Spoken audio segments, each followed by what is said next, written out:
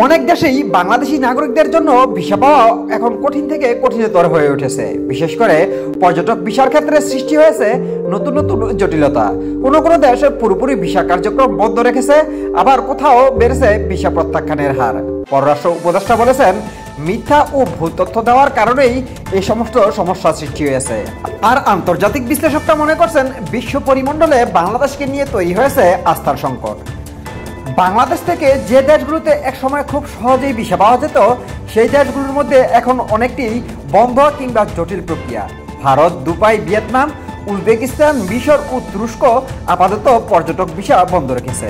অন্যদিকে ইন্দোনেশিয়া ও ফিলিপিনের মতো দেশে ভিসা পাওয়া গেলেও অ্যাপয়েন্টমেন্ট পেতে হচ্ছে দারুণ কাঠখড় পুড়িয়ে। অন্যদিকে থাইল্যান্ড ও সিঙ্গাপুরের ভিসা প্রত্যাখ্যানের হার ক্রমাগত বেড়েই চলছে। ইউরোপগামী শিক্ষার্থীদের ক্ষেত্রে আবেদনের সংখ্যা উল্লেখযোগ্যভাবে দিন দিন বেড়েই চলছে, ফলে স্বাভাবিকভাবেই বাড়ছে রিজেকশনের হার। এই পরিস্থিতি নিয়ে পররাষ্ট্র উপদেষ্টা দোষারোপ করে রেখেছেন দেশীয় আবেদনকারীদের। তিনি বলেন, ফেক ডকুমেন্টস একটা অন্যতম প্রধান সমস্যা। এটা বাংলাদেশ বিএমএস গ্লোবাল সহ বিভিন্ন গুরুত্বপূর্ণ জায়গায় এই সমস্ত ফেক ডকুমেন্ট জমা দেওয়া হচ্ছে, যার কারণে খুব সহজেই এই সমস্ত ধরা পড়ছে। সে কারণে এই পরিস্থিতি সৃষ্টি হয়েছে। আমাদের ঘর গুছাতে হবে।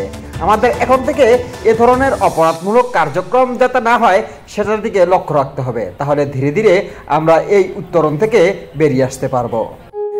এমন গুরুত্বপূর্ণ তথ্য সবার আগে পেতে আমাদের চ্যানেলটি সাবস্ক্রাইব করে পাশেই থাকুন। জানা অজানা তথ্য, মোহাম্মদ মিজানুর রহমান।